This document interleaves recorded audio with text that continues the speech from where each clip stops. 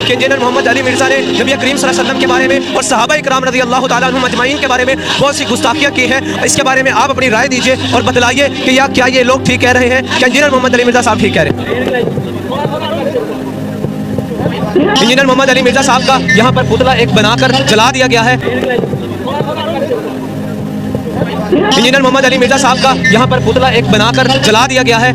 मुझे अपने उस्ताद डॉक्टर इसार साहब की बात जो मैं सिर्फ अपने करीबी दोस्तों को बताता था, अब मैं पब्लिकली भी आपको बताता हूं, वो याद आई। वो अक्सर अपने वीडियोस में कहा करते थे कि जो शख्स भी रसूलुल्लाह के पैटर्न पे दावत शुरू करेगा सल्लल्लाहु अलैहि वसल्लम, नबी सल्लल्लाहु अलैहि वसल्लम की खत्म नबूवत की बरकत से उनका पैगाम उनकी उम्मत तक पहुंचाएगा, उस शख्स को उन तमाम हालात वाक़यात से गुजरना पड़ेगा जिनसे रसूलुल्लाह को गुजरना पड़ा सल्लल्लाहु अलैहि वसल्लम। अगर उस वक्त अब्दुल्ला इब्ने उबई मुनाफिक था ना, तो हमारी इस दावत में भी अब्दुल्ला इब्ने उबई की तरह के मुनाफिकीन आएंगे। फर्क सिर्फ यह है कि हमें चूंकि वही की ताईद हासिल नहीं, हम किसी को मुनाफिक नहीं कहेंगे, हम मुसलमान इसे कंसिडर करेंगे। मर जाएंगे, जनाजा भी पढ़ेंगे, दुआ भी करेंगे उनके लिए। अगर रसूलुल्लाह के मुकाबले पे अबू जहल था, हमारे मुकाबले पे भी अबू जहल आएंगे। अगर रसूलुल्लाह के साथियों में दलेर लोग थे, हमारे स्टूडेंट्स में भी नबी सल्लल्लाहु अलैहि वसल्लम की खत्म नबूवत के मुजाहिद दलेर मौजूद होंगे। अगर वहां पे कोई कमजोर लोग थे तो यहां पे भी मौजूद होंगे। वो सारे के सारे हालात वाक़यात वो आपको यहां पे नजर आएंगे।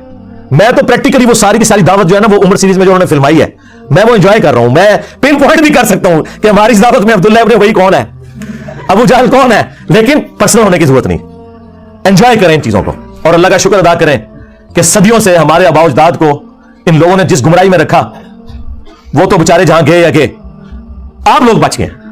जिस तरह वो आपको पता है, जब नबी इस्लाम मक्के में दाखिल हुए तो हजरत अबू सुफियान रज़ी अल्लाह तआला अन्हु की जो बीवी थी हिंद रज़ी अल्लाह तआला अन्हा, मुसलमान होगी, साबियां, तो उन्होंने किस तरह वो बुत गिराए और फिर वो रोई और उन्होंने कहा कि मुझे समझ नहीं आ रही कि मैं इस बात पे रोऊं कि मैं अपने बाप और भाइयों के कत्ल का बदला मोहम्मद से नहीं ले सकी, या इस बात पे रोऊं कि मेरे बाप और भाई नबी सल्लल्लाहु अलैहि वसल्लम की मुखालफत करने की वजह से जन्नत की आग में जल रहे हैं।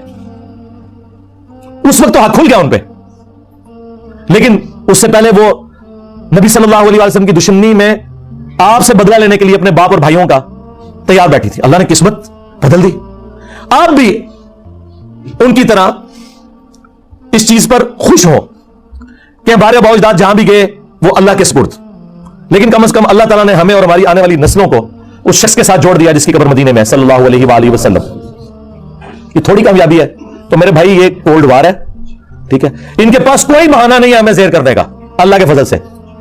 ये कहते थे मशहूरी के लिए कर रहा है, और अल्लाह के बंदो, तुम्हारे तमाम टीवी चैनल्स के, चाहे सियासी प्रोग्राम हो, चाहे मजहबी प्रोग्राम हो, तुम्हारे सारे बड़े बड़े उलमा नाम लिए बगैर पूरी दुनिया में जितने, उनके प्रोग्राम देख लो, हमारे इस प्लेटफॉर्म से ज्यादा किसी की व्यूअरशिप है अल्हम्दुलिल्लाह।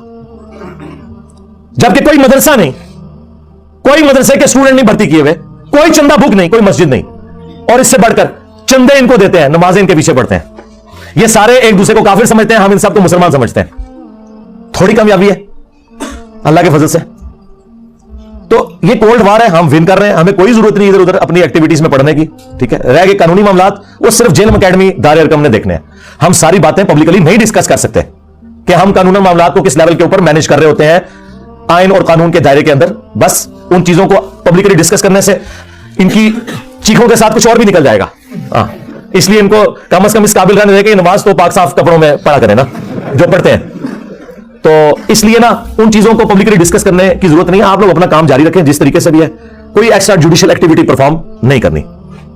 तो ये दावत में जो इस किस्म के मामलात आते हैं ना, ये आते हैं। अभी तो आप देखें, अल्लाह का शुक्र है कि जिहाद और क़िताल की जो सबसे बड़ी आजमाइश है उससे हम नहीं गुजर रहे। कंट्रीज बन चुके हैं, मुल्कों की फौजें हैं।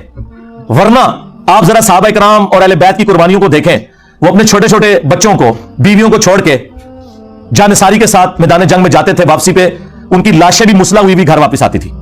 आपको तो ये नहीं करना पड़ा।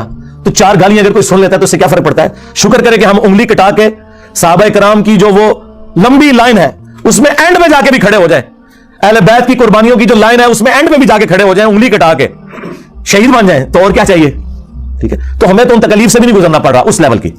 बाकी रही ज़हनी को वो ठीक है, होती है, उसके लिए कुरान में आपने पढ़ना हस्बुनल्लाहु व निअमल वकील। हाँ, वो वाज़ेह है सूरह आल इमरान में, जब मुसलमानों को खबर पहुंचती है कि मुखालिफिन इस किस्म के धोखेबाजियों से काम ले रहे हैं, तो वो कहते हैं हस्बुनल्लाहु व निअमल वकील, हमें अल्लाह ही काफी है और वही बेहतर कारसाज है, ठीक है। या हय्यू या क़य्यूम बिरहमतिका अस्तगीथ, ला हौला वला कुव्वता इल्ला बिल्लाह, ला इलाहा इल्ला अंता सुब्हानका इन्नी कुन्तु मिनज़ ज़ालिमीन।